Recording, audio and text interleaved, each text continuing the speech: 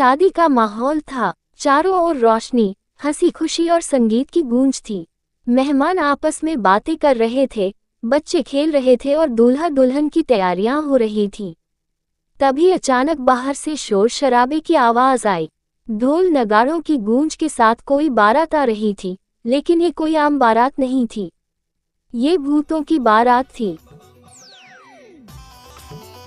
डरावना नजारा। जैसे ही लोगों ने बारात की ओर देखा, उनकी आंखें फटी की फटी रह गईं। सफेद लिबास में उड़ते हुए भूत, हड्डियों के ढांचे बजते हुए ढोल, चुड़ैलें हवा में नाचती हुई और बीच में एक भूत या दूल्हा। भागो, ये भूतों की बारात है। कोई चिल्लाया और अफरा तफरी मच गई।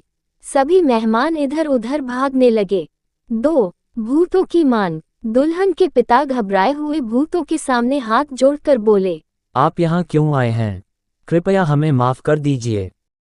तभी एक लंबी सी चुड़ैल आगे आए और बोली, हम यहाँ बाराती बनकर आए हैं और ये हमारे दूल्हा साहब हैं।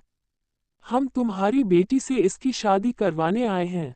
मुझे इस भूत से शादी नहीं करनी है, तुम अपनी बारात लेकर वापस लौट जाओ। भूतिया दूल्हा धीरे धीरे दुल्हन के पास गया और कांपती आवाज में उसका नाम लेकर बोला, शिला मैं वही हूँ जिसे तुम प्यार करती थी। दुल्हन ने ध्यान से देखा और उसके चेहरे पर हवाइयां उड़ गईं। तुम सूरज हो। भूतिया दूल्हा हंस पड़ा। हाँ, मैं सूरज ही हूँ, जिसे तुमने धोखा दिया और इसीलिए मैंने आत्महत्या कर ली। अब मैं वापस आया हूँ तुमसे शादी करने। सच्चाई सामने आई। दुल्हन की आंखों से आंसू छलक पड़े। उसने कांपती आवाज में कहा, नहीं सूरज, मैंने तुम्हें धोखा नहीं दिया। तुम्हारी माँ ने मेरे पापा से दहेज में BMW मांगी थी। हम गरीब थे, इसलिए हमें शादी से मना करना पड़ा। मैं आज तक तुमसे प्यार करती रही। सारे भूत अचानक शांत हो गए। सूरज की आंखों में चमक आ गई। वह कुछ देर तक सोचता रहा और फिर धीरे से बोला, मुझे माफ कर दो। मैंने सोचा कि तुमने मुझे छोड़ दिया, इसलिए मैंने अपनी जान दे दी। पर असली दोषी लालच था।